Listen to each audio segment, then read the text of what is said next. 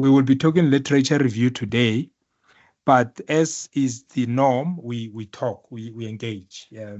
You all have an idea of what literature review is, so basically nothing is going to be new. It's just to put it in context directly. But the essence of what we are doing right now is a structure of a research proposal, whilst we're also discussing proposals themselves. So if you don't have a draft, that means you have to start working on a draft using these conversations that we have right now and the template that we share, so that you can start filling in the missing gap. I mean, the draft 0, which is what you're going to start off with, would look very much like when you started schooling. But maybe by the end of the conversations that we have here, you may have, the draft 14 looking a lot more solid and clearer. But for you to have a draft, you need to have an idea of a research that you want to do, like a topic that is of interest to you. Do you have something like that, Tagalani, already? Yes, I'm saying obviously draft 0 doesn't really look as perfect as the final draft. So for you to engage the whoever that you said should talk to, you need to give him a sense of a draft that this is my topic, this is what I think I'm going to do, and. So it does. I don't think they want it in those small technical details that we are discussing here, because as we are discussing, like last week you had that we were discussing examples of what Poketo had, what Lionel had, and so on. So at the end of it all, as we engage, you need to then, improve on your own and see whether all the elements that we are talking about form part of your proposal. So I think they just want to get a sense of what is it that you want to research on. So I'm asking you, do you have an idea of a topic that is of interest to you, or that concerns you, or that excites you, or that worries you, bothers you so much? You mean from my topic? Any idea from your side? Yeah, do you have a sense of a topic? Well, at this point, my topic is a comparison between the Botswana and the South African Companies Act. Nothing in particular, just doing the distinction between the two and identifying what each country can copy. What is the topic? What is your, like, if you read the heading, what is the topic? In other words, what is the research topic that you are looking into? I was looking into labeling it as comparative analysis of the Companies Act, Botswana and South Africa. Comparing? Comparative analysis of the Companies Act, South Africa. Let's fix the topic. So you want to conduct a comparative analysis of the Companies Act in Botswana and in South Africa. The Companies Act of South Africa, because that's where you are from, right? Yes. With the Botswana. The one in Botswana. What is it called? What is the Botswana called? The Companies Act. So you want to compare the Companies Act of the Republic of South Africa and that of the Republic of Botswana, okay? So yes. It's just, when you say the act, you mean I think we spoke about this, so you mean the legislation? Yes. What do you compare there? I mean, there are two laws in Botswana. I mean, there's two laws, one in Botswana, one in South Africa. The one for the Republic of South Africa, here it is, it's an act of parliament. And then you've got another one in Botswana, it's also an act of parliament. So what is the comparative analysis that you want to do? And remember, I'm just asking this for you to think. You may not necessarily give us the exact answers now, but I'm looking at, we are trying to phrase the topic so that there's a better understanding. So what is there to compare? I want to believe there's lessons that each country can get on this aspect, the Companies Act. I tried to just search for some differences. And okay, I found a few. I'm not sure if it's wise to share those ideas currently, but I want You to found the believe what? there are You found the what?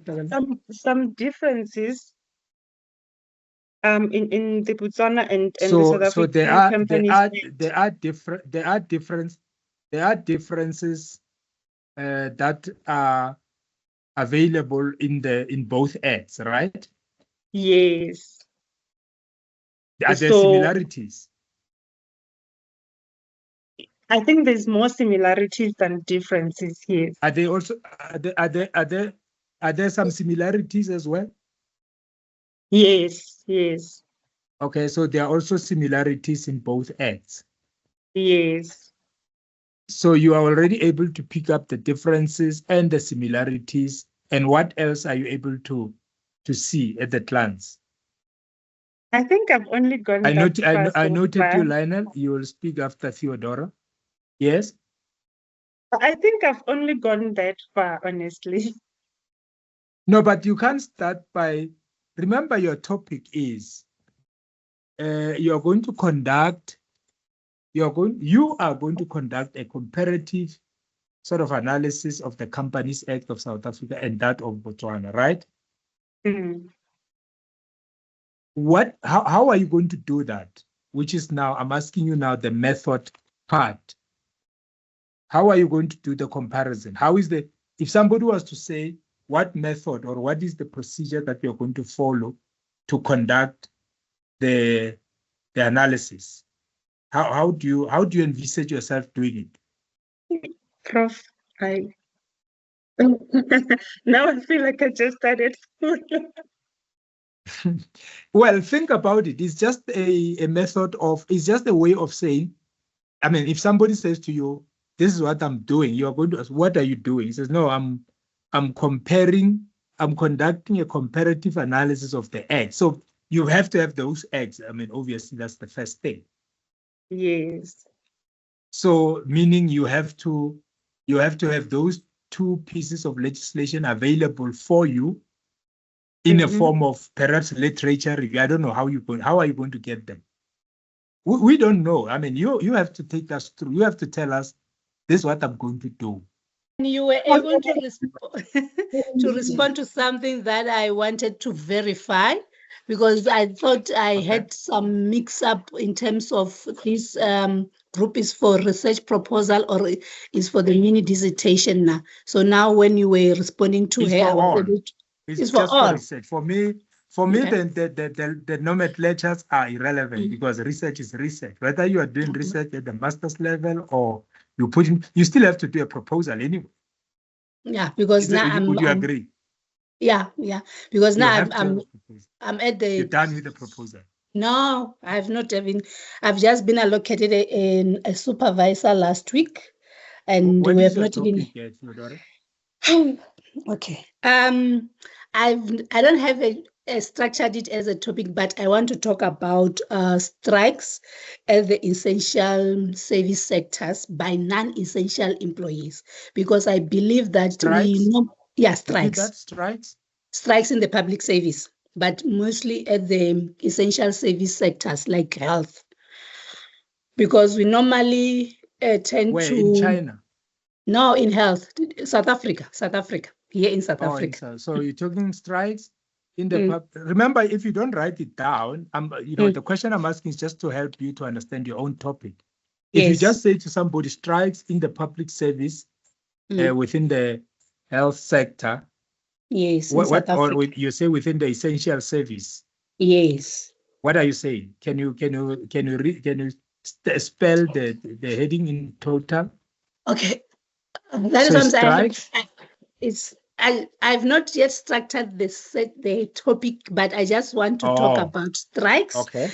But remember, when you say strikes, you must also be clear, because it could mean something else to other people. In other words, you need to get the correct wording. So you're saying those are which are part of your labor. Yes, labor law. Yeah, labor law actions. So strikes in the public service or strikes within the essential service public. So there's a public service, then there is a health sector, and then there is essential service. I want to talk about strike in the essential service. Within the public sector. Yeah, within the public sector. But my focus, in South Africa. No, do you have a pen? I hope you've got a pen and paper. Yes, I'm writing. Because if you just, but is it in South Africa, or you're going to focus on a particular province, region, area, or what? So you're looking at the entire South Africa. I will try to focus in the health sector, in hospitals. Okay, so essential services, but you can then say within the hospital sector. Yes. So which is still fine. So are you talking about all the hospitals in South Africa or particular hospitals? I've not yet decided, but think about that, because if nobody's going to pay for your research, you may not reach out to all the 100,000 hospitals in the country. Okay. So you're looking at strides, yes. So what is your allegation? What is your hypothesis? In other words, what do you think what is the issue there that you want to test? Okay. What I've picked up, what I've picked up or what I've seen lost is that we tend to concentrate more on saying that people who are not supposed to strike are doctors and nurses, the ones porters and so forth. But we'll say maybe a person who's in human resource can go on strike, person who's on finance or something. Those are the categories which are not where if their services are disrupted, it's not going to affect anything. We tend to say that it's fine for them to strike, whereas when I look at it, it's a link, because if, for an example, if a doctor cannot strike and then you say an HR person can strike, and then who is going to be paying the doctor if that person can go on strike for almost a month or 2 weeks or whatever, because they have to pay the doctors their overtime. Hold there then. Theodore, yes. I know you said you have not yet figured, but now you are not talking about strikes. You are talking about the category. Yes. Or we are talking more of the categories of people who can strike and those who cannot strike within the essential service. That's different, isn't it? Okay. Yeah. What are you looking at? Are you looking at, if you say, I am going to look at strikes within the essential service, focusing on hospitals and its essential service, but then when I listen to you, now you start explaining to me the kind of people who can and those who cannot strike it. Then it's not the same as what you said it is. Are you following? Yes, I'm for that. Is what I'm saying. I'm a little bit confused there to say what should I say, because basically my issue is about the categories on saying who must strike, who must not strike. So you are not arguing that they should strike, or are you arguing that all of them should strike or all of them should not strike? Is that all of them should not strike?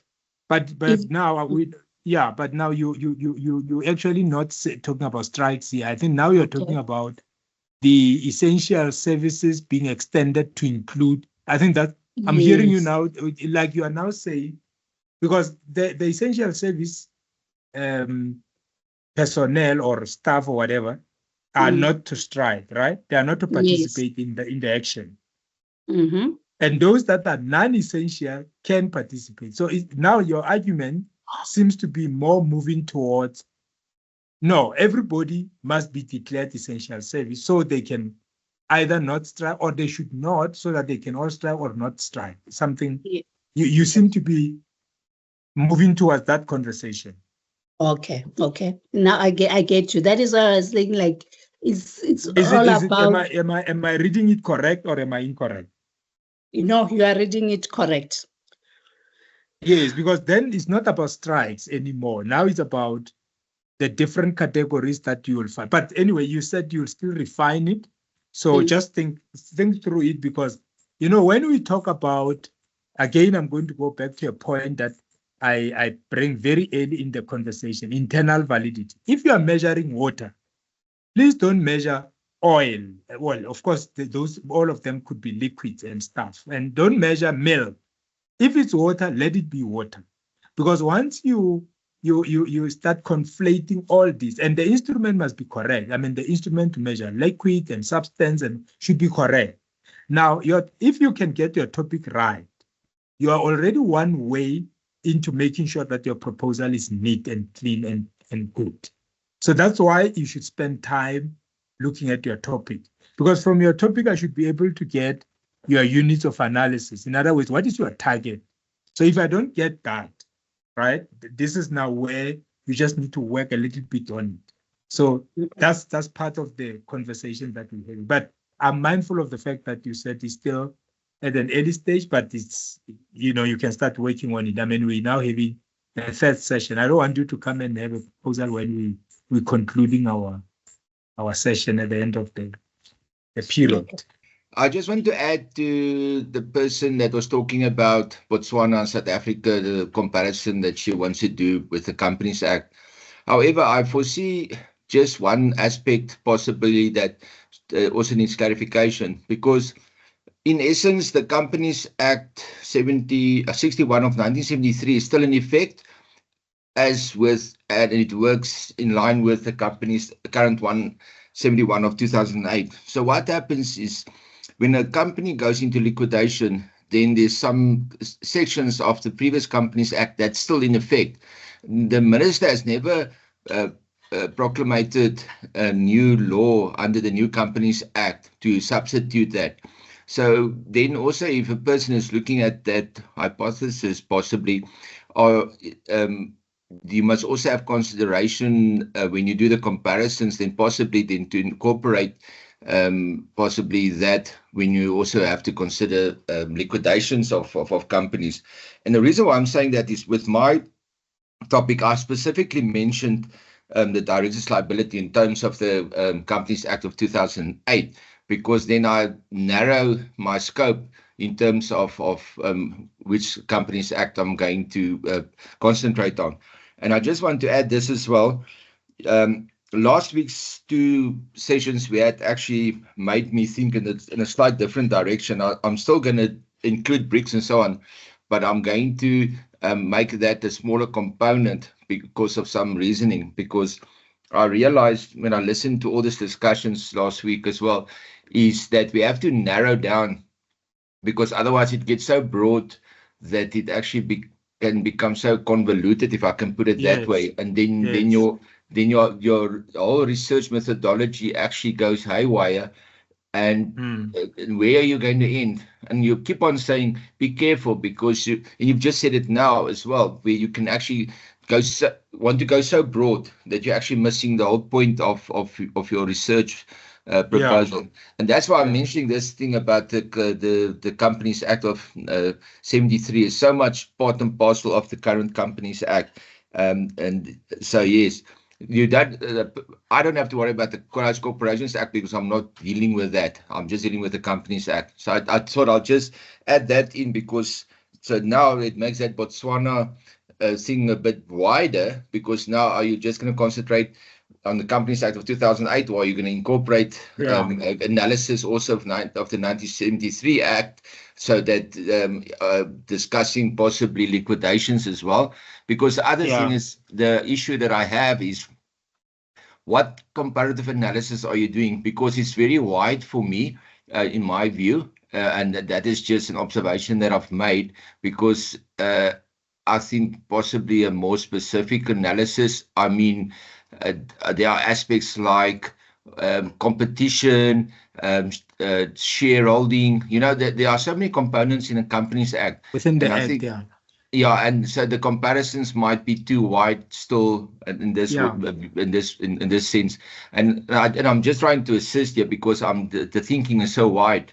I mean, I've done Companies Act as one of my electives when I did my LLB, and I also, as I said, I work in this field, and it is just too broad to generalize. No, but you're making a good point, Lionel, which is the reason why this kind of engagement is important. Because for me, I didn't want to. I mean, remember, we also don't want to discourage each other.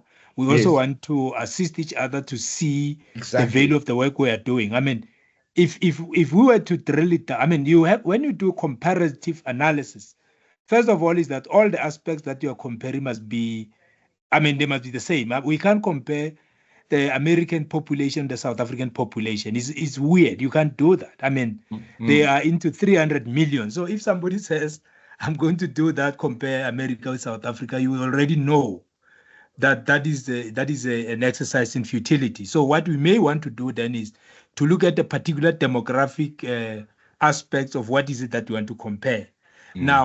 Now, this is very important. I mean, you are raising elements of the company's liquidity. You know, is it what you're going to focus on? Maybe not. Registration of companies. You know, is it what you? So as we talk about the research, we need to then be able to say, oh, no, I'm not actually going to do. But if you are not putting it up front in your proposal, we won't know. So we'll ask you anything. So you are right when you say, just looking at the company, I mean, Botswana and South Africa, are they comparable? Maybe they are, you know, maybe not. So again, you say, okay, but in terms of the Companies Act, what are you looking at? Because Companies Act covers the A to Z. Are you looking at the A to Z of it? Or you are particularly interested in certain aspects of it? That's very, very important. So, yeah, you are making a very valid point, and I'm sure Takalani, as she said, she wanted to take a sip of water, so she's thinking through all that. And at the end of the day, when we then talk about comparative analysis, there will be different types of comparative analysis, because you can compare single cases to single cases. You can compare multiple cases to multiple cases. You can compare. So that is something that, as we go along, she would be able to update herself as well. But for now, I think it's good to say, I want to look at the two countries' legislation.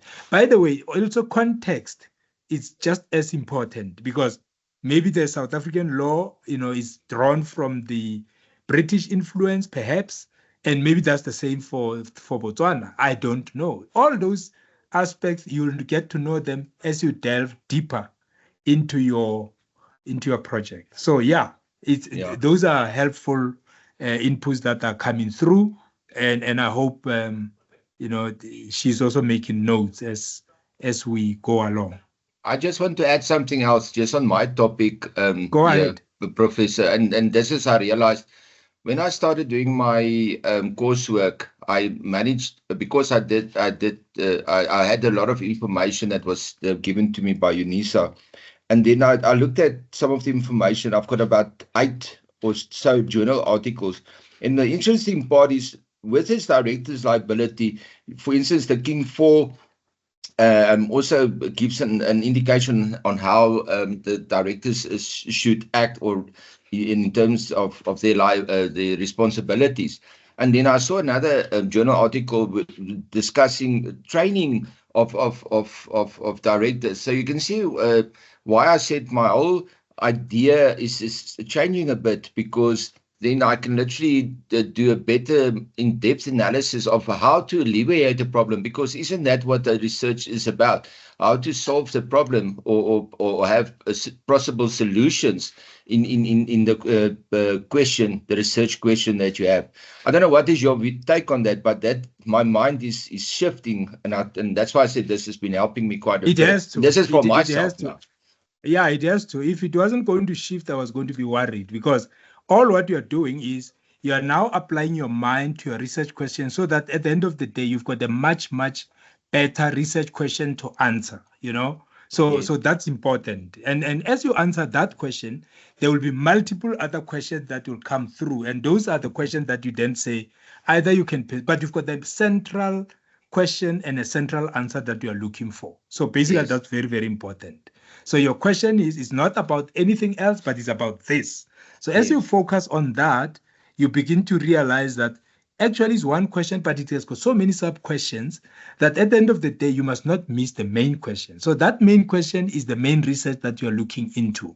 So that's very, very important. To shift that is very, very important, but also to shift the scoping, because again, if you look at BRICS as an example, you will then more likely to have a very difficult answer to your question, in the sense that I would rather have a smaller population to work with, then I can grow it by by saying, perhaps what is happening in China compared to this? What is happening in India compared to this? What is so now you are able to, draw other member states and other countries into your research, but you already have a main central question answered in one. So you can move with that throughout, to other different countries. So it wouldn't matter now, because at least you have got an anchor from an answer that you got from the subject that you were engaging at a particular time.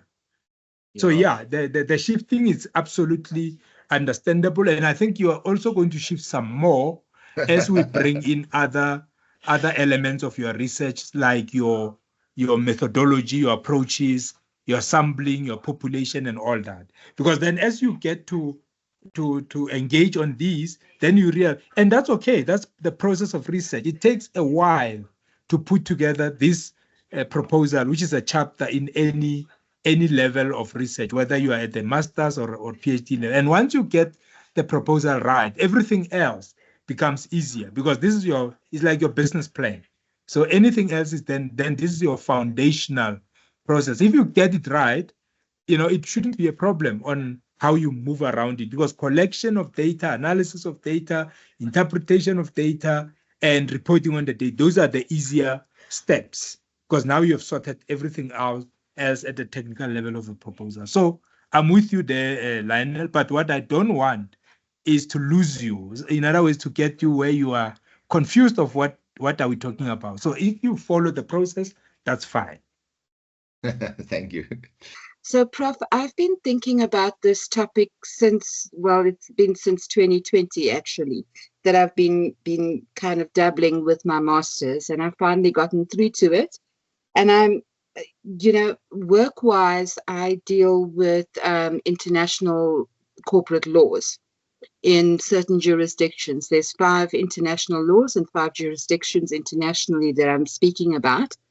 And my topic that I was dabbling with, which is definitely not concretized in any way, and I am so lost because there's so much. So what I was thinking is actually in 2 parts. And I'm just wanting to know, basically, is this too much, too wide? Or should I just focus on one part and then maybe go into a PhD to do on the second part? So the topic that I'm thinking about is basically, where did company law, corporate law start in Africa? And of course, it started with the British coming in and the influence from that side with colonialism, etc. So a basic topic would be... So is it the where, did you say, sorry, Shamita, is it the where or the when? When. Or as in the places? Yes. Okay. When it came in, when did Africa hear of, or the African continent hear of this concept of a company law, corporate law? So I'm going right back into history.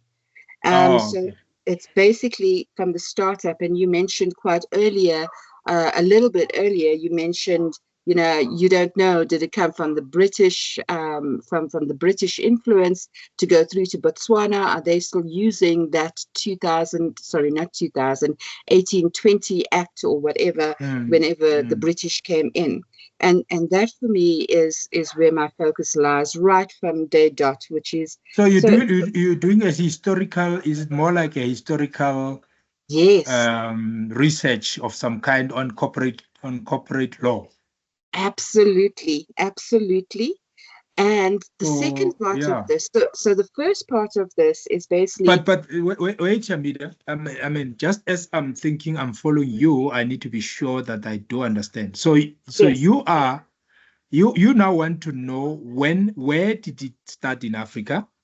Now, and then when you establish such information that this is where it all started in Africa, or maybe actually it originated in Africa, I mean, I don't know.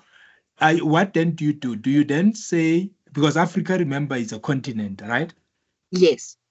So how do you, I mean, we've got, Francophone, French-speaking, English-speaking, Portuguese-speaking, and so on. So how do you consider Africa now? In other words, you take the continent and then you say, company law or international corporate law? Just, and I know you have not done it, but I want to get the thinking there. So you're going to rely on documents? Yes. So I'm going to be Okay. relying on historical documents and what we've learned throughout our LLB about the foundations of corporate law, etc., which was extremely interesting to me. So the topic basically would be the historical evolution of corporate Of law, the corporate law in Africa, in the African continent, with particular focus on the Republic of South Africa. And brilliant! Now I hear you. Right. And then the subtitles I've got would be, firstly, the political focus, then there would be modernization, then there would be globalization, and then finally, or at the end, I would then look at the international influences. So the 5 major countries that I deal with are US, UK, China, India, and China. Sorry, it's the 4 for now. The 5th one I haven't started. Sorry, and Dubai. So that would be UAE, which is relatively very, very young in terms of their corporate law, but be that as it may. And my target, the question that is to be answered. But yeah, I think, hold on. I think that's brilliant. But then there is a caveat that I want to understand here. You're looking at the evolution. Yes. But then you're coming in as if you are also going to be looking at modernity. I mean, if it started in 1652, say, for example. Yes. Why? How are you going to be able to look at that from what is happening now? Because I'm sure Dubai would not. I mean, if you look at the evolution, some countries such as your Dubai may not have been as impacted. Perhaps I don't know what's the right word I'm looking at. So just pass me through that. So in other words, I do hear you, evolution of the international corporate law or the corporate law, whatever you say, within Africa, in the African continent, with a particular focus on South Africa. I can relate to that extent, right? Wonderful. Now you say, okay, let's look at the evolution. When did it? I mean, you can touch the north of Africa, you can touch the west, you can touch the east, you can maybe even touch the west and the central. Then you come into the south, then you narrow it down to South Africa. I can see all that. Yes. Right? Yes. Now, when you then move ahead, what about the international corporate law? What is the other point that you're trying? Now you sort of outlined areas that may be prominent within the corporate law, such as trade and so on. Yes. But are you also going to look at it as it has evolved up to which period? Maybe that would be my question. Right. So I'm going to the evolution. Yeah, the evolution would have been historical. Yes. But obviously, over the time, there has been some improvements and changes and upgrades, and all those elements to the law. Right? Absolutely correct. So you need to have the timelines within which we are able to read the evolution and the developments and everything else that goes with it. Absolutely. That makes sense. Correct. Makes absolute 100%. So maybe what you can then do is that you can Yes. cut off to a particular epoch or a particular period of time within which then you say, if somebody says, I'm going to start the history of South Africa, there are different stages within which the history of South Africa can be studied. I mean, some people can study pre-1652, for example. Yes. Other people can start 1652, for example, up till a period. Other people say, I'll start the Union of the Republic and so on. Other people can start in 19. Those are important historical, landmarks that you could use. So, but you will know the space better of corporate law. I would rather say look at it and have a period within which you are able to cut it off. Because if you are going to look at it and you include 2025, I would say 2025, you're going to have a lot. I mean, there's AI now. So Yes. surely corporate law is influenced now by AI than it was influenced by the wagons that might Right. have been used in those days that they were digging gold and diamonds in the reef and so on. But look at it and then let's see how we can frame it as we go along. But it makes sense. It makes perfect sense. Wonderful.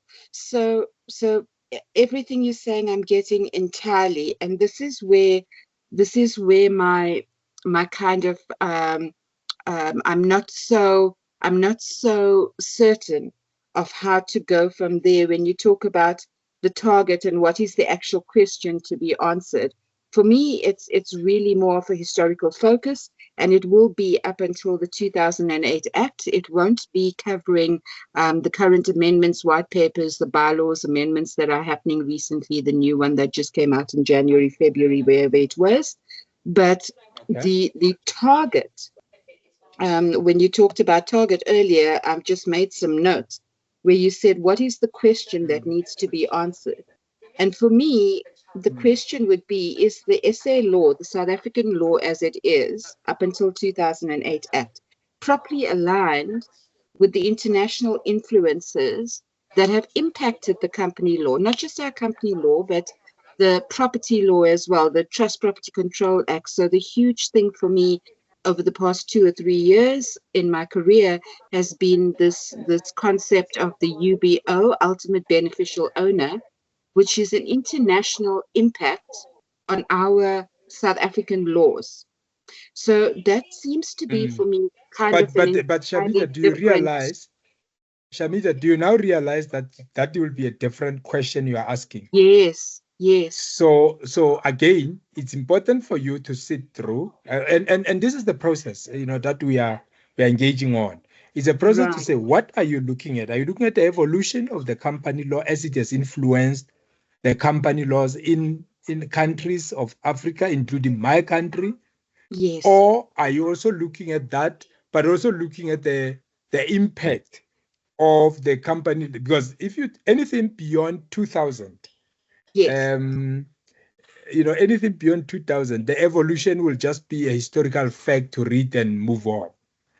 Right. So that's important to know, because you would know in the millennium, and you talk company law, it might as well be that these are two different epochs that we're talking about, and there might be no relations at all, because like I said, if you were in those years where there was just maximum extraction, it could as well Yes. be that maybe there was even no laws at the time. But if you start asking two different questions, you're going to have a difficulty when you Yes. look at, when you go to, we'll try to look at it when you do literature review, but you're going to have difficulty, because now if you come to me as let's say I'm the one who's supposed to be interviewed. This is hypothetical. Now Right. you must ask me questions that talks to your topic, that are relevant to solving your problem. But if Right. you then ask a 2008 CEO, they may not actually answer the same way as a CEO of 1652 or 1940 and so on. So you need to be able to read, and documents are also not going to be the same. Yes. Yes. So just think through that.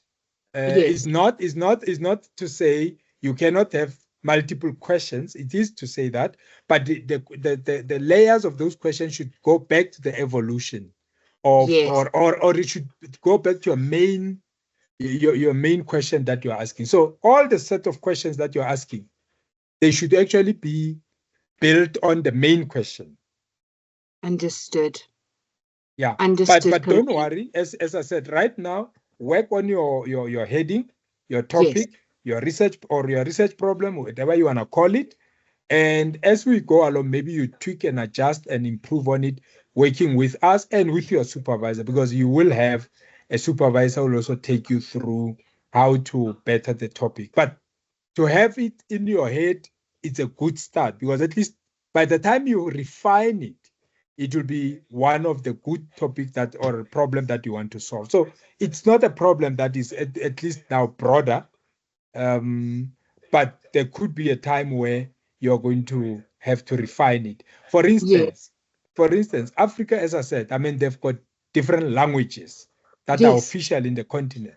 So you may then I may want to know for your methodology whether you're going to receive them written in Arabic for the North, written in Portuguese, written in French, and translated. So you may then need, as part of your methodology, translations, and that may come at a cost to you, which you may not.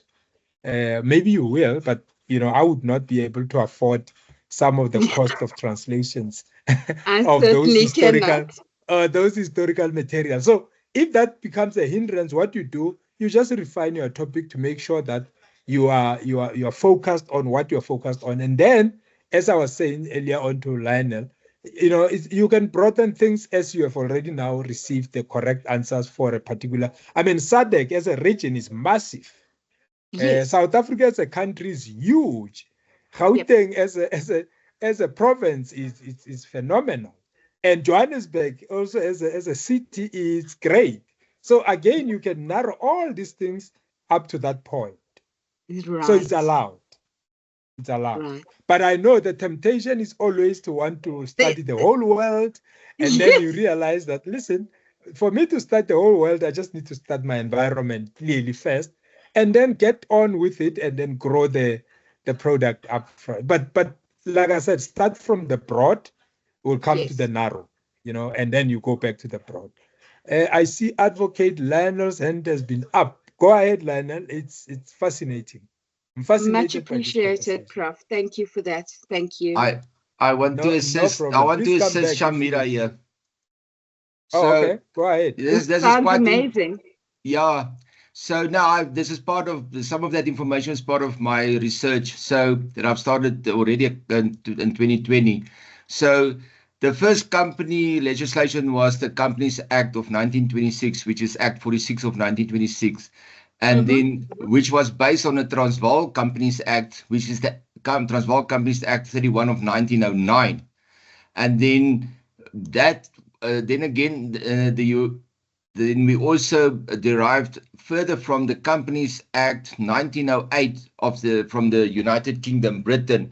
So you can see if that is for me the starting point literally of the Companies Act in South Africa, as we know South Africa when it literally was, let's call it, colonized for that matter. So, and I agree with Prof here, is that if you're it's gonna be difficult to possibly go beyond that, and maybe that could help you, because now at least you know where, and you keep on hearing that we talk that it comes from the British our Companies Act. I also mentioned on a previous occasion, I think you were not part of the discussion. So what I did is I went back and I looked at the history so that I can see where we at now, you understand?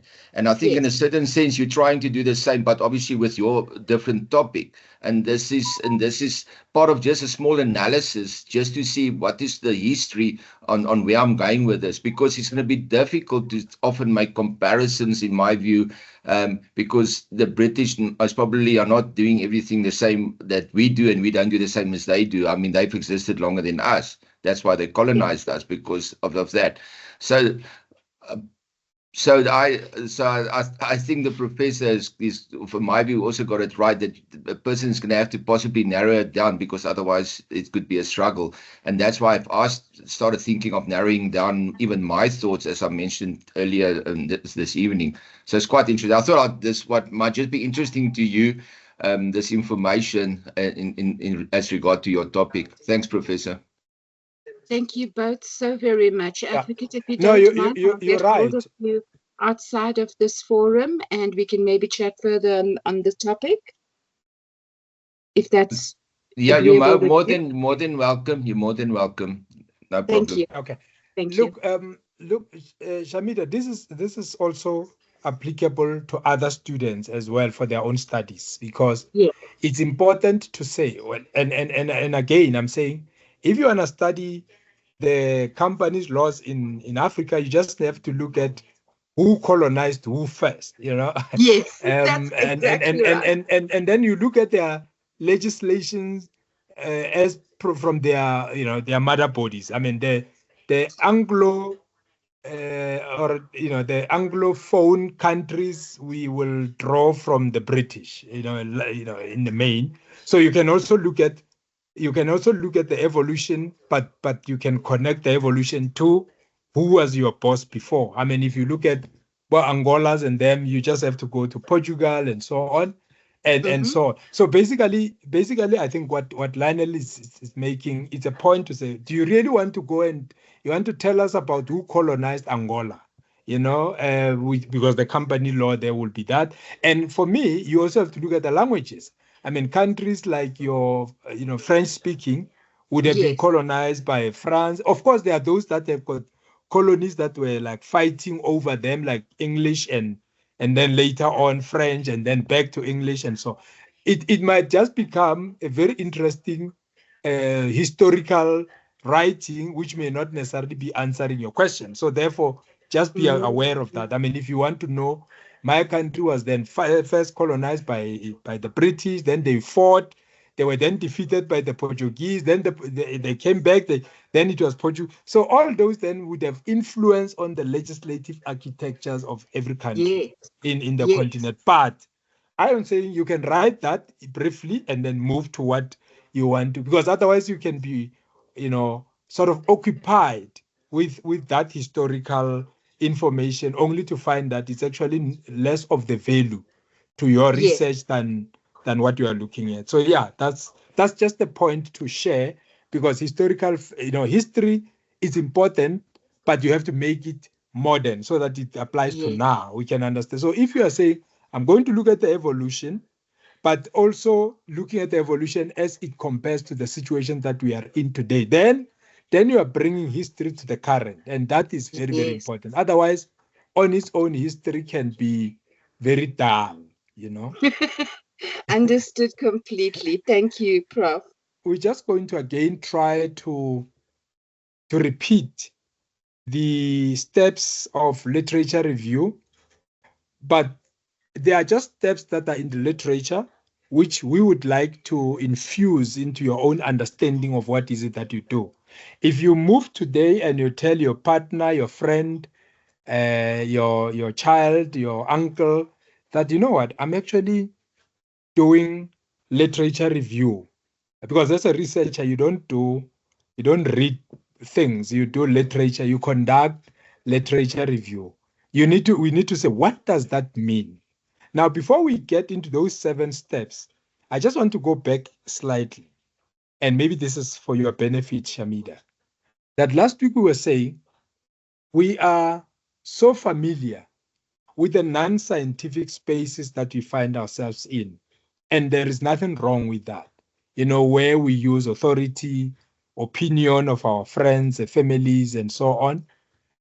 Traditions, as in the way that we used to do things, or the way that things are done in my family, in my company, in my organization, in my tribe, in my family, anything else, that's tradition, and debates and accidental observation. Those things are there, they will remain there. They are part of the work that, the life as we know it today. But you, as research students now, you are forced to move into this scientific realm, which is about the 3 principles. In science, there are only 3 things that we look into. It's the scientific observation, your observation. If you are going to do historical analysis or historical research, basing your research on the evolution, there must be systemic observation. You are not just going to write history for the sake of it. So that is the reason why it's important that there must be systematic observation of the material that you're going to use, because that's science. If you're just going to throw them and one moment is about Angola, then we don't see Zimbabwe, then we see Mozambique, then it's Mauritius. If it's just like that, then we may actually say, this looks accidental.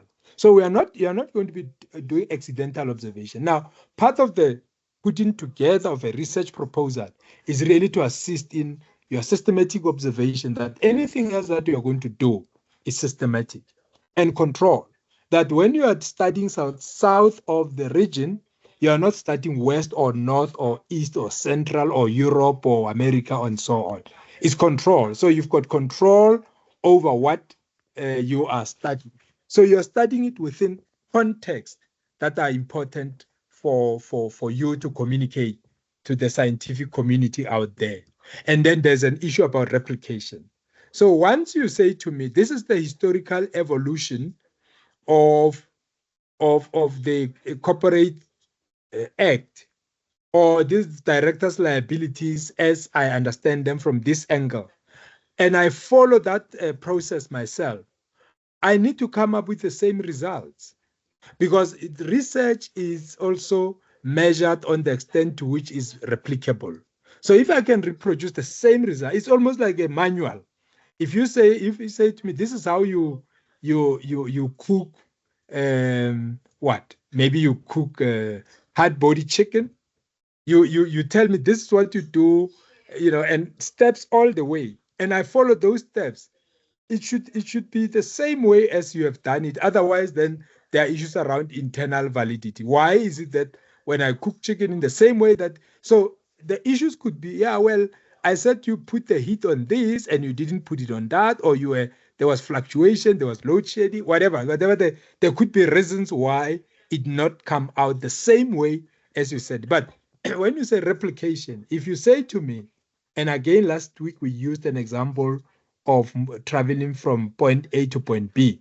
If you say to me, on your motorbike, if you travel from Johannesburg to Pretoria, 15 minutes, you should be on another place.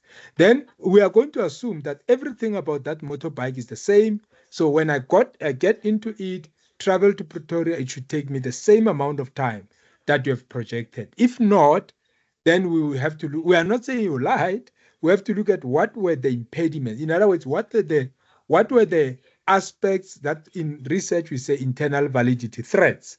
In other words, what happened that we were not able to get to the next destination within those 15 minutes. We can only do so if, as I said, you've got those principles that we're talking about: systemic observation, control, and of course, replication. Please be mindful and remember all these, because those are principles of a scientific study. And a research proposal is a first step towards making sure that you are laying out those scientific steps that are important. And by the way, I must just comfort you, ladies and gentlemen. Even seasoned researchers still find it difficult to put a proposal together, because it's a thinking process. It's really a process that says, how do I define my problem such that when I collect the information, ask the questions, analyze and interpret, I'm still able to do that? Because remember, in research, all what you're doing is that your question should be answered in such a way that it is perfect, it's clear, and it is absolutely correct. Now, can you imagine if you make fire and there's no smoke? Then it's a big issue. Why is it that there is fire and there's no smoke? Of course, you don't need smoke when you make fire, but the consequences of fire generally is smoke. So where there's fire, there's smoke. This is the X and Y causal relationship issues. So the reason why we are saying this is just so that you know that when you study teenagers, you are not studying adults. And when you study teenagers in a particular environment, you are not studying teenagers in Brazil.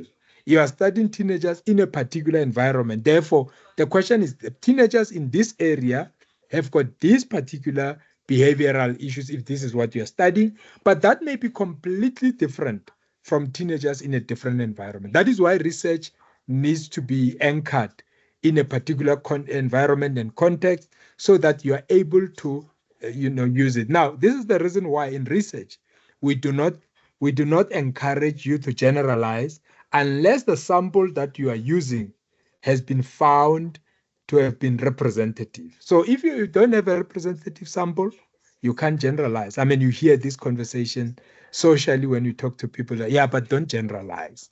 The reason they're saying that, maybe it's just a conversation, but in a research, that's very important, because it means you have not studied a representative sample from that population for you to make conclusion of the entire population. Basically, that's what it means.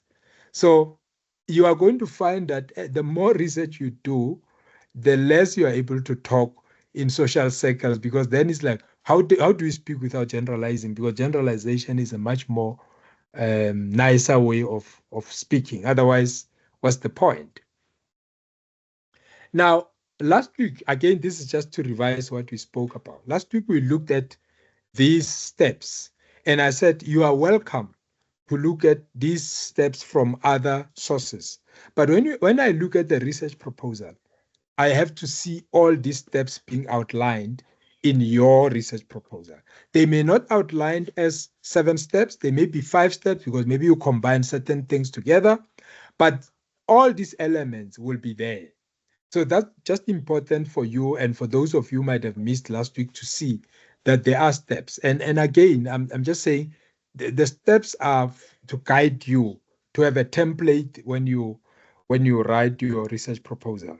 They are cyclical in nature. In other words, you can go back, you can go forward, you are allowed. I mean, when you start with a research topic, I can guarantee you what you start with may not necessarily be the topic that you're going to end up with, because information and data that you're going to collect and learn, openings through literature might actually give you an indication of what is it that you're actually talking about. But the important thing is just have those steps in mind. Now, we have now jumped the first 2 steps. We can always go back to them in the conversation. There was a request yesterday, last week when we were talking, that maybe we need to be talking to the literature review. So today, therefore, we want to just have a bite on that. Now, I'm going to pause here because I want us to talk about the purpose. Why do we do literature review? And what is literature review? This is important, ladies and gentlemen, because when you are starting research, one of the requests that I make upfront to students is use the jargon. Because when you use the jargon, it begins to, help you in how you put your proposal together. If you say, no, I'm going to the library to go read some stuff related to my topic, that doesn't sound research. But if you go to the library and you go to the websites that are reputable and academic and you conduct literature review, at home they may find you to be more serious. That what are you doing? But if you're just going to read some stuff and then that sounds casual and not research related. So this is what literature review is. When you conduct literature review, you are doing exactly that. But you're going to try to simplify it. But for us to simplify it, we need to be asking ourselves question: what do we understand of literature review? So what is our understanding of literature review? Let's see who's also here that hasn't said a word. We will talk about random selection later on as we go along. And you can put it as a proposal that, are you going to select your subject randomly, or are you going to select them, non-randomly? And there is a reason why you have to do either of those. Angelique, what is your understanding of literature review? There are no wrong answers, by the way, in research, but I must just say, nobody can give a wrong answer. It's about what is your understanding and how do we get into that to convert it. That's why we don't find research that is wrong. We find research that the hypothesis did not confirm or the hypothesis did confirm. So you can either get those.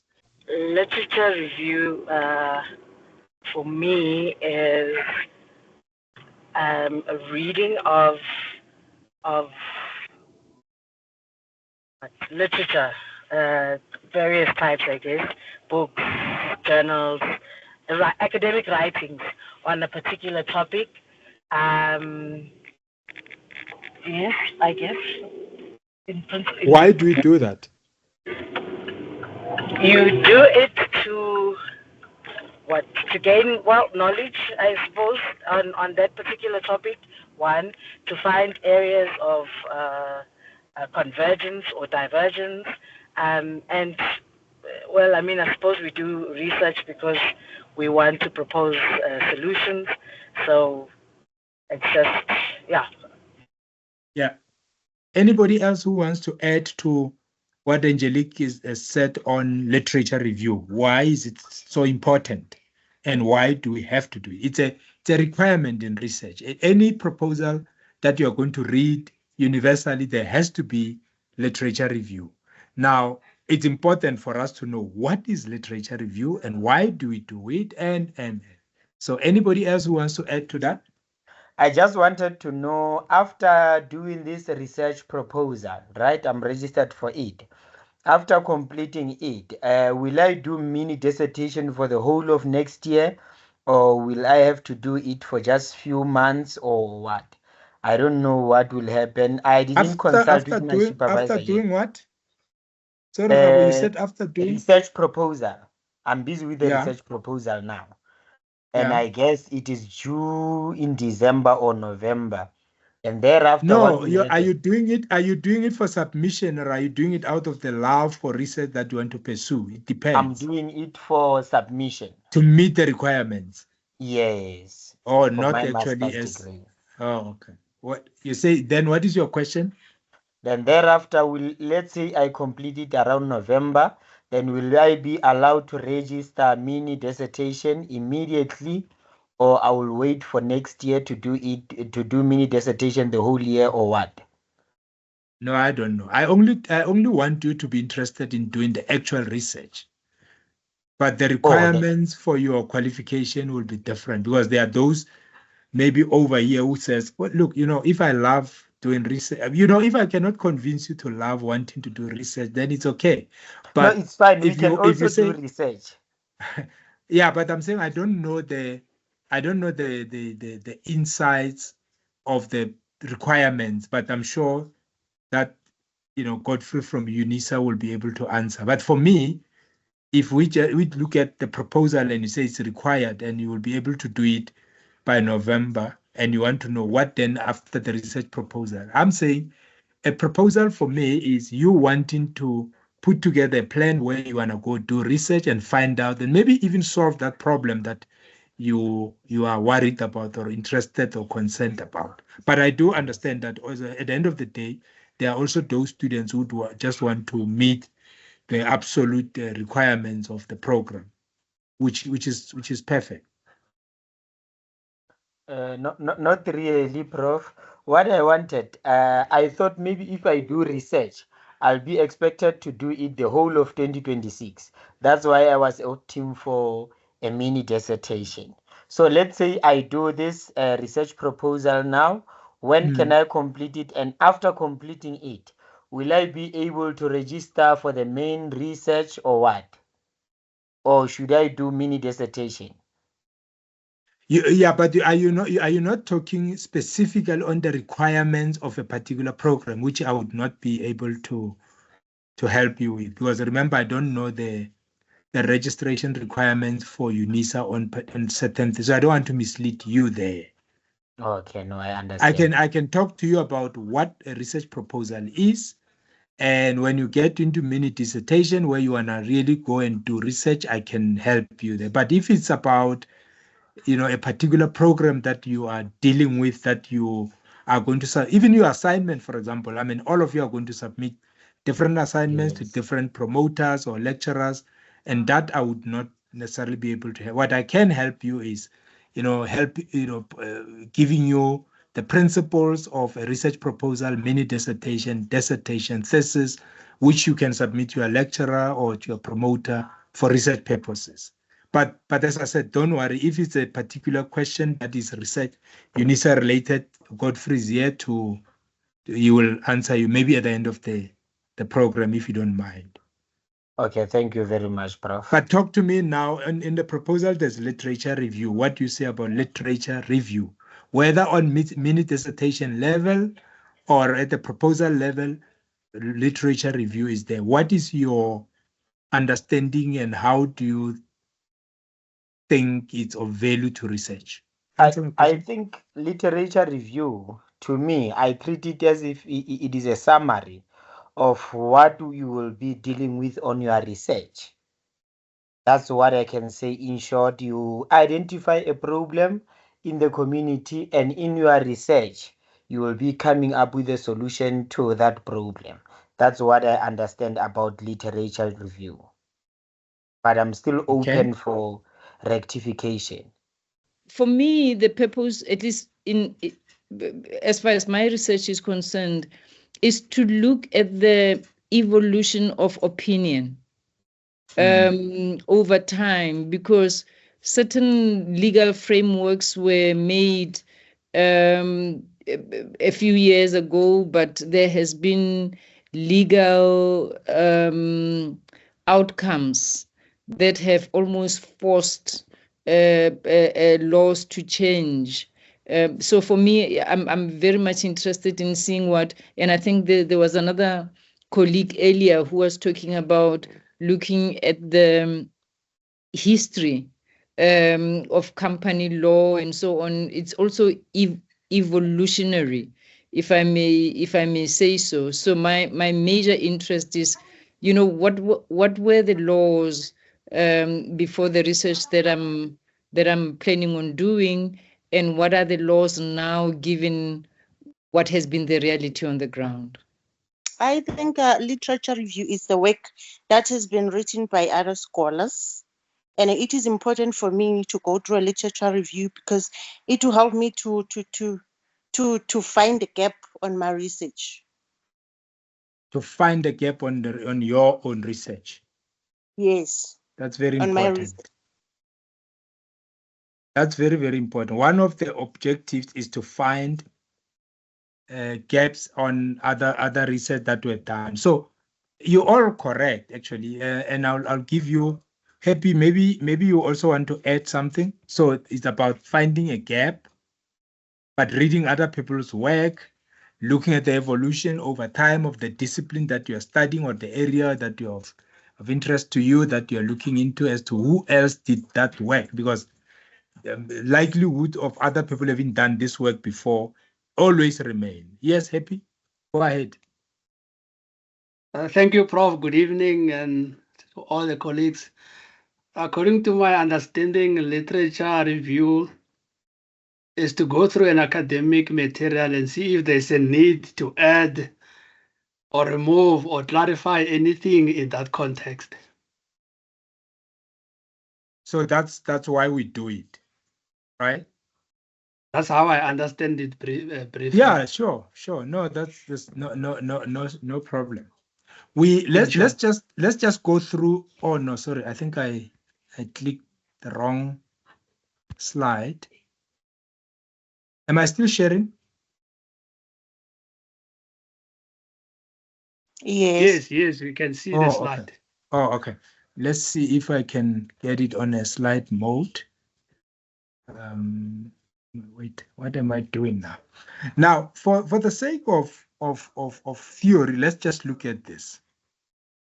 In short, you're all right that we need to go through work that is done by others, academic work, but all work that we can at least sufficiently cite in our research problem. But remember, the work that you are talking about here, or the reading that you are talking about here, is related to your chosen topic.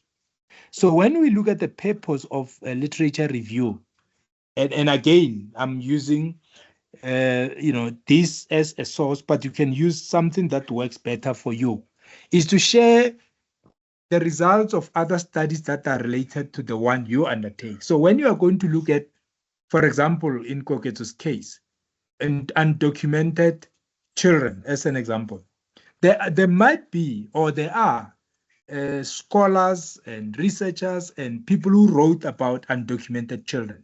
Now that work has to be acknowledged. So you go and review that way. In other words, you go and look at that work and say, where were the gaps, or where are the gaps? What were their findings? And some of them will also be able to share with you their own methodology that they use, which is something that's very, very important for you. So you reading other people's work in order for you to identify where there are gaps, or just to strengthen the work. I mean, if somebody talks to me about undocumented children today, and you compare with undocumented children in the previous century, there's obviously going to be differences in that, or even 10 years ago. Now, one of the importance of doing literature review again some of you are going to be told by your promoters is that it's always ideal to look at material that is not 10 years old. Because if it's more than 10 years old, there's a lot that happened in 10 years.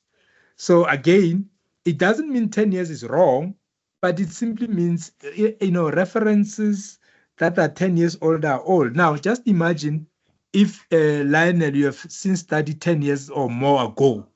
Do you think you still have the latest knowledge of the field that you are in? Not that there's anything wrong with not studying for the rest of your life as a person, but in research we say 10 years, and now is better. But more than 10 years, it means that discipline is not being regenerative. In other words, they are not giving us new knowledge and fresh knowledge as we would expect. Now, that's why it's important also to look at how old the material. But remember, if you are not able to get fresh material, that on its own is also a research point for you, because then you are able to say there are no material that are fresh enough, in other words, that are less than 10 years, which then means there is an opportunity for you to bring your discipline into the recent and the current. Does it make sense? Am I making sense to you, or am I just talking English? You're making sense, Prof. Oh, okay, thank you. So the importance of people not to be sitting with 10-year-old knowledge, honestly, is just to say, freshen yourself as you go. Now, some of you are studying now. This is very important. Somebody who studied what you are studying 15 years ago, if they have not been, and it doesn't mean that they must come and study. It could just as well be reading new material as it evolves. So you are at a better position now. You might know something fresher that at least if you were not studying for the last 10 years, for you, this is like, wow, at least I know something today. So it's important to understand why it's important for you to do literature review, amongst others. Now, also, literature review relates a study, your own study, to the larger ongoing dialogue in the literature. So you're filling in gaps and you're extending prior study. So you may find that in studying directors' liabilities, this study may have been done before, but perhaps at the time when it was done, the context, the environment, and the challenges might be different. So when you bring in your findings today, you're actually adding to the ongoing debate in that field. And there is a lot of references that could be relied on for you. So in other words, somebody can pick up your work and say, oh, I didn't know that there have been changes in the director liabilities aspect of the work. And this research has now just given me a context within which I can study or read more about it. Or I didn't realize that the Botswana and the South African legislation on the Companies Act are pretty much similar. So in other words, if I'm being required to go and deal with issues that are company related, but they're in Botswana, I can actually just use these as my points of departure. So that's what you do literature review. That's the purpose, to provide a framework also for you to establish the importance of your own study. So in other words, if in your own study you say work was done many years ago, but this work was not done in the context of the new environment where there is access to internet and so on, you're already telling us why your work is important. So you're providing a framework from which you are saying it's important. This work is important for us, in our discipline, because it is now being done in the context of the trade war that is happening between the states and other big countries of the world. It may not be the same conditions and environment that might have happened, at a time when somebody else was.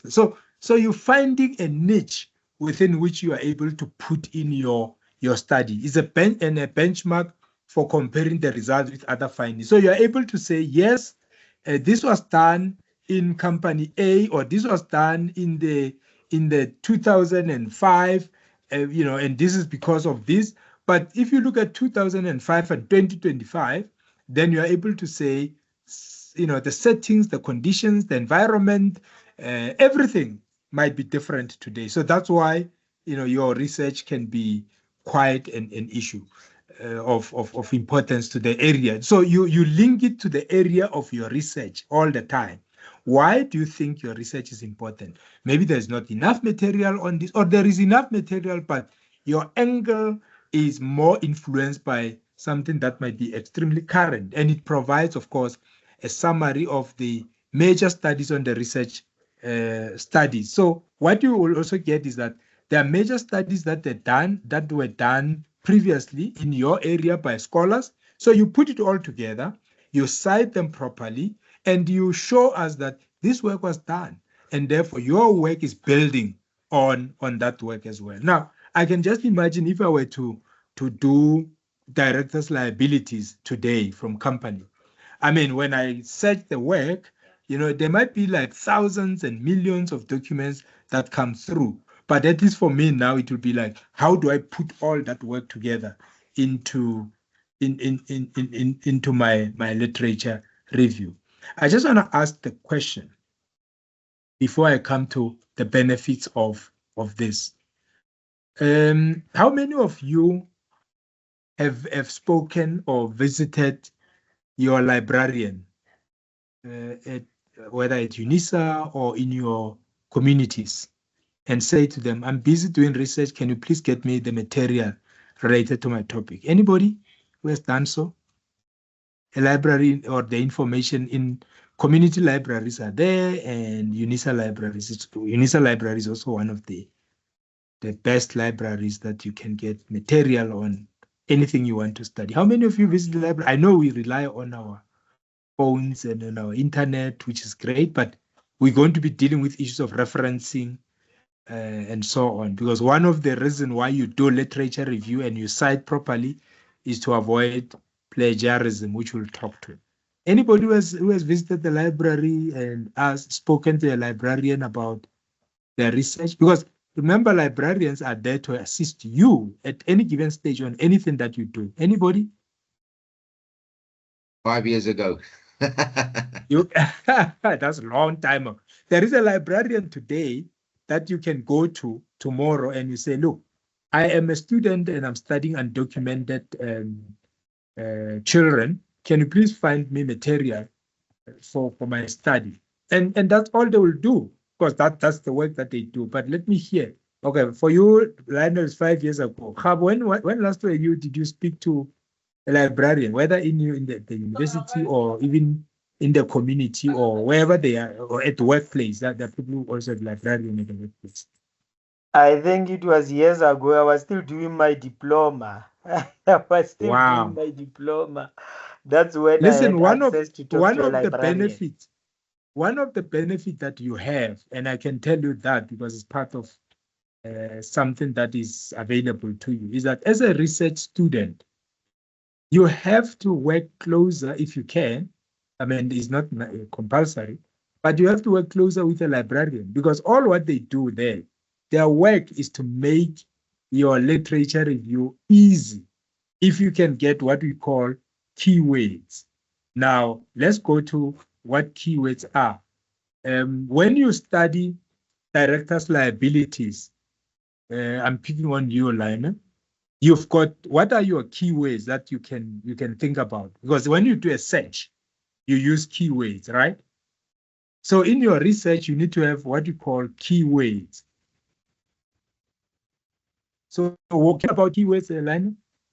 We're going to do a demonstration soon, maybe not today, on keywords. What are the possible keywords that you can think about for your searches? Well, obviously the phrase director's liability, there's King 4, King 3, and 2 and 1. So there's already a couple there. Director's liability in South Africa. Let's keep it to the South African jurisdiction, for instance. Then I can do director's liability in terms of the Companies Act of 2008, director's liability in terms of the Companies Act of 1973, director's liability in terms of the Transvaal Act. You remember I mentioned all those company acts, because that could also, like you said, just give a little bit of history just to see how it has evolved. Because remember, you said that, and it's true, that you want to see how it was and how is it evolved, because then you can also see what the contribution you can make with the void and some of the other student delegates you also mentioned. You want to fill the void. So that is my some of the terms that I'll use. I want us to do, I want us to do a practical example. If you can you all hear me? Yes, I can hear you. I want us to go back to your keywords, because that's yes. Okay. Now let's do this. Let's make a practical example. For those of you who are driving, apologies. Now Lionel has given us few. Let's use directors, maybe liabilities as an example, right? Directors liabilities as an example of a keyword. Now in literature, I just want us to detour a little bit. Assuming all of you can work on internet right now. Yes, maybe all of you, even the phone is fine. If you do have a smartphone or an internet, can we go into the internet now? Just open a separate window and let's type in Google Scholar. Well, first thing, as students, please remember, we don't use Google. We use Google Scholar all the time. At least, I prefer it because you don't need licenses and it's not too complicated. When we start talking about the size that you're going to use, for me, Google Scholar is easier because then we can all access it without worrying about license. There are licenses that UNISA have for you on certain sites that you can go into, and you can get huge amount of information for your own study for literature review, by the way. So let's go Google Scholar.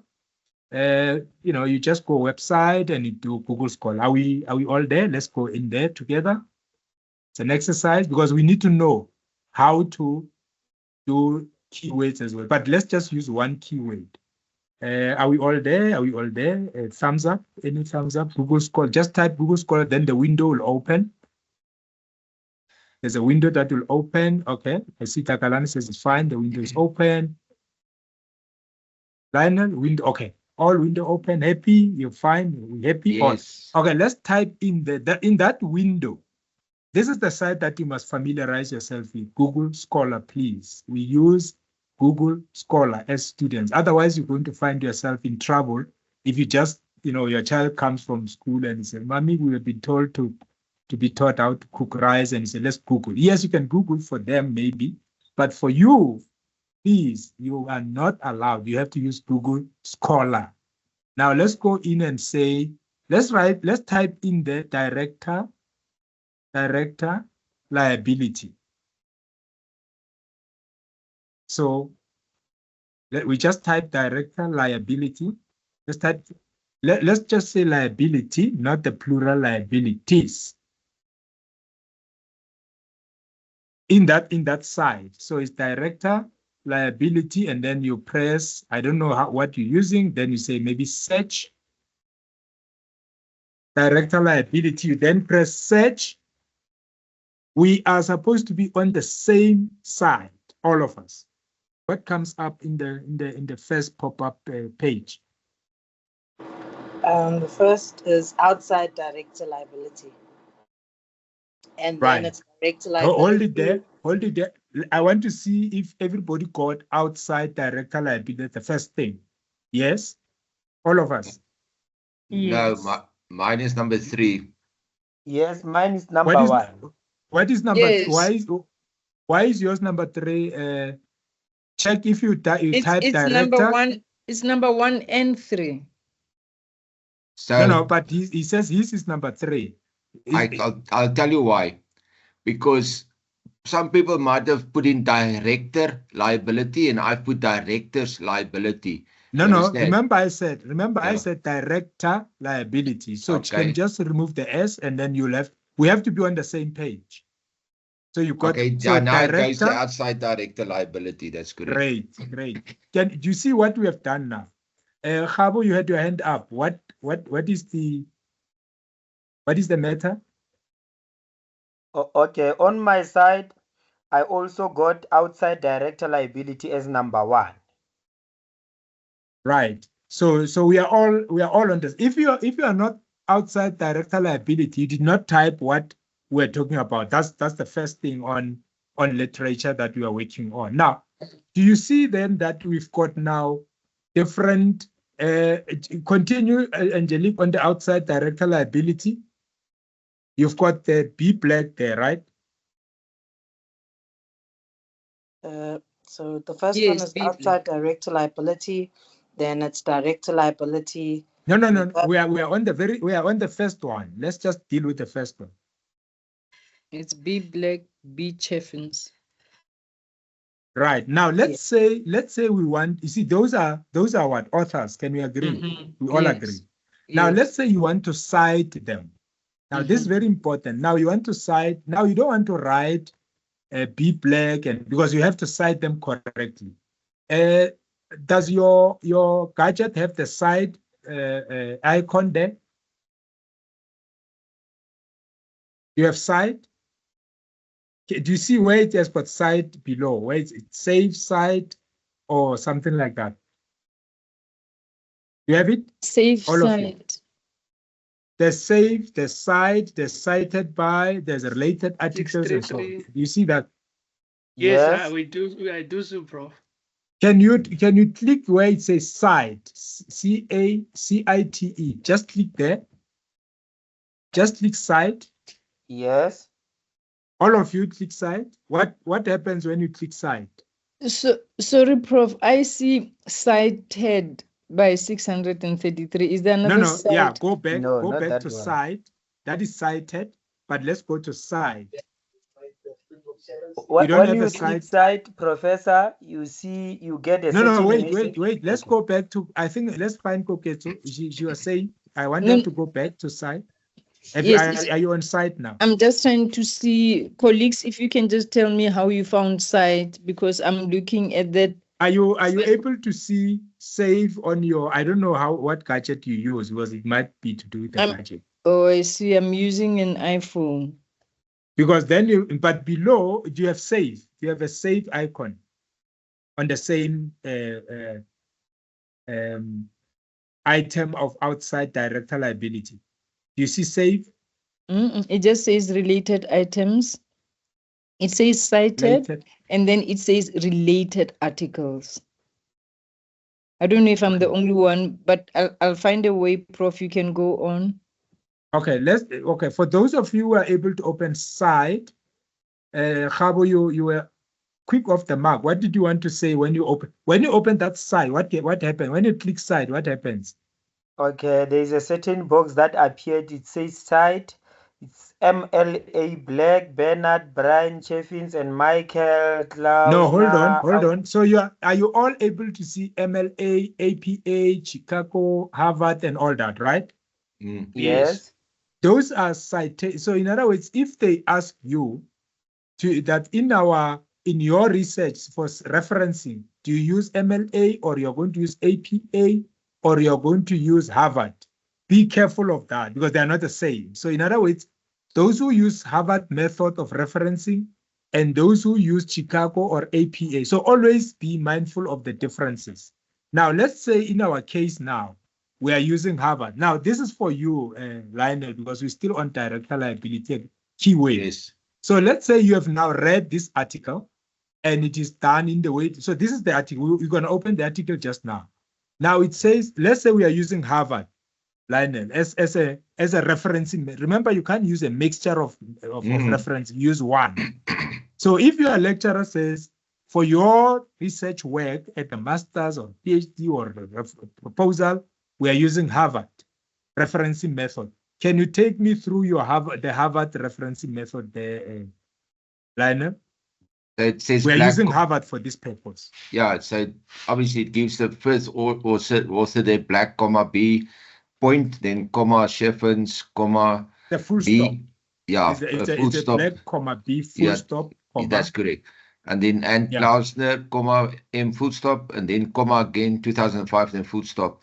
Then it's got the title outside director's liability, full stop, and then italics, Stan, full stop, else, full stop, REV with obviously must mean revision, and then full stop, comma, You see, that's page, right? Now okay, I'm sorry, I'm interrupting you. So No do you see problem. it says page 1005. What does that mean? Is it the book or is it the journal? That must be a journal, because or it can, sorry, no, It must be so it's a yes, journal. yeah, that's So correct. Yeah. it's a journal, it's a volume 58, it's a journal. Now you already know, if you see that page there, that P means it's a journal. Now let's go back. Let's go back to the article. Now let's go back to the director liability, the outside document that we're talking about. Now we are back. So we know Harvard is a different way of reference. So please always, when you do your material, remember, if you are using Harvard, so that you don't lose any work, just go to the reference and type it in if it's not typed. Now let's click on the heading itself, the outside director liability, the journal itself, if it can open. Hopefully Yes, it does. It does. It does. It does open. Yes. Now you see, if you read that, it says this outside director liability 58 law review 2005 to 2006, right? Now we are using this as an example. Remember it. I mean, you are probably going to read more. Now that's the article out there. You see. Now, in other words, if you get any information coming from this journal, you know, because some journals, remember, you may want to read them more because of, I mean, the licensing, but the UNISA will be able to get you journals like this. Then as you read, you are able to cite this source. So it's Black, is it Cheffins, and Klosner. So that's the journal. So that's the material that you shall have referred to, and that's the material that in the text and in the referencing you'll deal. When we deal with referencing, I want you to remember that. But it may not be relevant to your work right now, Lionel. It was just a demonstration of go Google Scholar, check what the keyword is, and then things pop up. If the keyword is right, is perfect, you are more able to generate as much documents as you can. I mean, here, if you go below, right at the bottom, there's almost 10 pages of this keyword itself. Do you see that? Yes. But not everything might be relevant because it depends. But you can go up to 10 pages. So it's important to understand that those searches are important, but not just the searches, the citation and the referencing. That's very, very important in literature, because if you don't do that well, you are more likely to fall into what we are trying to avoid, plagiarism, which we're also going to talk to. The reason why you must cite sources correctly and accurately is to avoid plagiarism. Any question thus far, or should we move to the next level? We're dealing with literature review, and this is going to take us maybe 2 days to finish everything. Because if you get this right, you get in referencing right. And in research, the most important thing about research is how to reference correctly. And therefore, because literature review is quite key, it's important for you to know how to do it and how to reference it. Because you are referencing other people's work in order for you to create your own work out of it, and also to generate or solve a problem that you may have discovered through a gap in the literature review. So that's why it's important. Okay, I don't see a hand. Let's just finish the uses, the benefits of literature review. One, it integrates what others have done and said. So it actually says, this is what other people have done, or this is what other people have said into your work.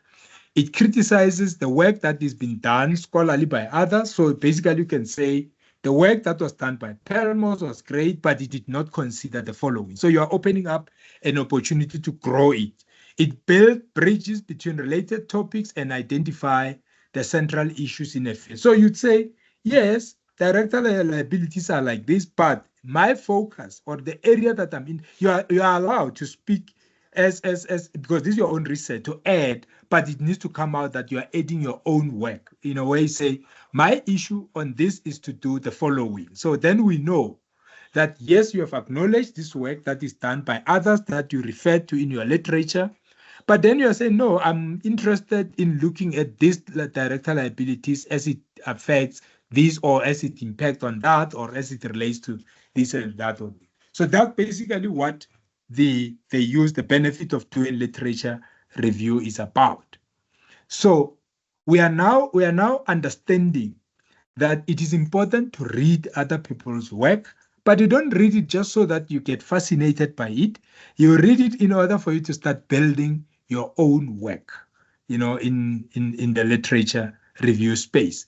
So what we will do is I'm going to pause here just to allow you to engage, because what I wanted to do to close the today's discussion, so that when we come back to the methods and stuff, we are able to relate to the work.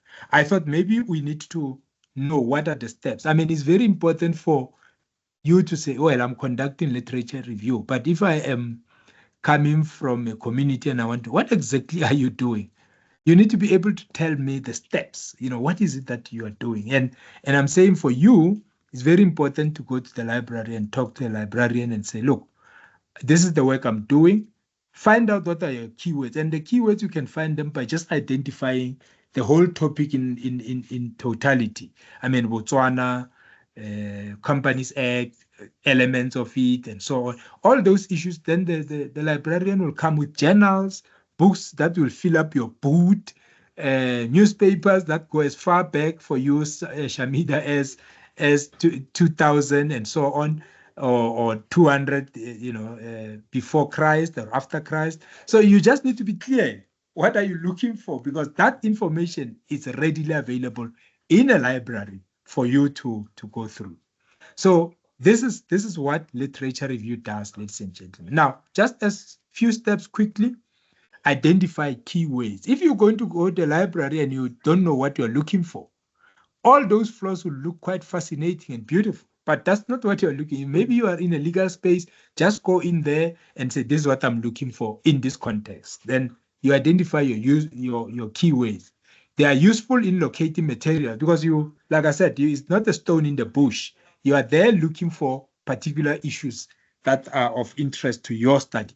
Keywords may emerge in identifying a topic or may result from preliminary reading. So as you start reading a little bit about your topic, you may start identifying keywords. Those are the kind of ways that you build in, and you go to the library and say, this is what I'm searching for. You can use your computer to begin searching the databases. So there are databases that you can search. And unfortunately, as I said, some of them will require licenses, but you do have licenses through UNISA, such as Google Scholar, which we just did now, the Web of Science, the EBSCO, the ProQuest, and JSTOR. These are sites that are there and they are reputable. You use them for journals and you will have no problem. But if you're going to use unaccredited or, because some sources are not worth within the academic space, we don't use them. We can cite them, but they are not of value. You can locate maybe reports, of research in articles. There are reports that government and other society institutions may have developed over years on topics that you are looking into. For example, I'm just imagining your undocumented children study.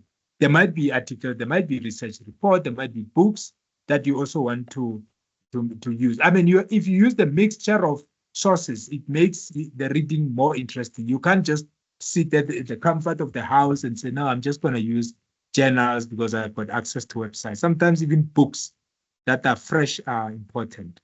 Yes, Skim the initial group of articles and collect those that are central to your topic. I mean, you might be sitting with 200 sources. I mean, some promoters will tell you how many sources are you required to have in your proposal. I mean, 200, 250, 300, and what have you. So at least have an idea of that. So you are not going to read the book from page 1 to page 370. Maybe you're going to only read the relevant area of the work or research that you're looking for.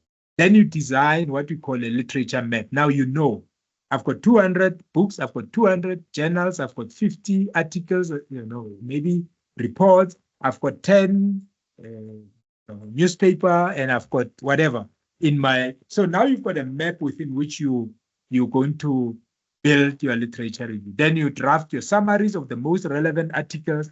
If you've got an article that is 1972, and you've got another article that is 2015, you may discard the 1972 article because yes, it's relevant, but then it's been freshened up by the latest article.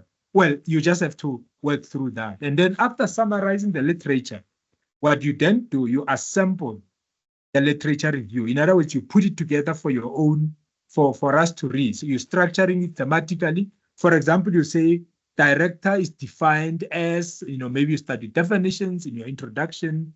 Liabilities are like this. There are different types of liabilities. So you are organizing concepts to introduce the reader to what we are about to learn. And then you end your literature review with a summary of the major themes, that maybe the major themes are, punishment, is the punishment, is the reprisals, or whatever the major areas that you are suggesting on how a study further adds the literature. Now, you can also say this study is going to assist maybe companies that have been struggling on recouping, on how to recoup liabilities from directors and so on and so forth. And that then becomes your entry point. But I'm rushing through this because I know that we're going to have a toing and froing on it, but it is just to give you a sense that literature review, ladies and gentlemen, when you conduct literature review, it must not be a casual, you're not reading a Sunday paper that tells us that there are 49 Afrikaners that have moved to the States. It's much more than that. It's you having to delve deeper into the nuances of the discussion and really relying on sources that are reputable and credible, not by anonymous sources only. So that's basically it for now on the literature review, ladies and gentlemen. When we will still continue discussing it up to a point where we also discuss referencing and plagiarism. But I thought just as an introduction to its importance will be sufficient for today. Any comment, any question, any reflection? There was a request by some of you that maybe we should talk about literature review. So we're not done with it, but I just hope that it's already beginning to take shape. How long should a literature review be? I mean, you obviously get a lot of sources, but how much is too much or too little? Well, first you need to know how many sources are needed for your proposal, right? Because other promoters will tell you this is the number of sources. So you need to get sufficient number of sources. But there's nothing too much or little, but you need to just say, if you define, let's say we go definition. Now, you will then say, maybe I'll define youth as somebody between the ages of this. There are about 4 sources who define youth differently. So others are saying, no, maybe starting from 17, others are. So you can get to a point where you say, okay, for definitions, maybe 5 sources are fine. But remember, these are sources that you're integrating in the totality of your work. So really, it's about, you can't write 10 pages defining what the youth is. You can probably, write it in less than. So I don't want to prescribe that, but it's about the number of sources that you're able to get. But there are areas where quantity doesn't matter, but the quality of what you're defining is important. So you'd say, yes, everybody defines youth this way, but for my purpose and for my study, I'm not going to look at the under 17, maybe 15 to 35. I'm only going to focus on the 20s to 25. That's your definition. So you know the entire definition, but you're saying for me, when I work on this project, I'm going to be focusing on 20 to 25. What have you done? You have narrowed your definition of youth. You understand the youth definition from all the sources, and you said for your purpose is 25. 20 to 25. So when we look at your study, we know you are not talking about 30-year-olds, you're not talking about the 40-year-old youth or a 10-year-old youth, you're talking about 20 to 25. So it's not helpful to look at the length of the literature, but it's helpful to look at the understanding of how much of the information you can put together. Because for me, I mean, whether it's 10 pages or 20 pages or 5 pages, it doesn't matter. But in a proposal, if it talks to your topic and you've got the sufficient number of sources in your referencing, that should be fine. So that's what I'm saying. It won't help you to give you the number of pages because I wouldn't know how much your promoter wants. And then other students then start increasing fonts, and that's not the point here.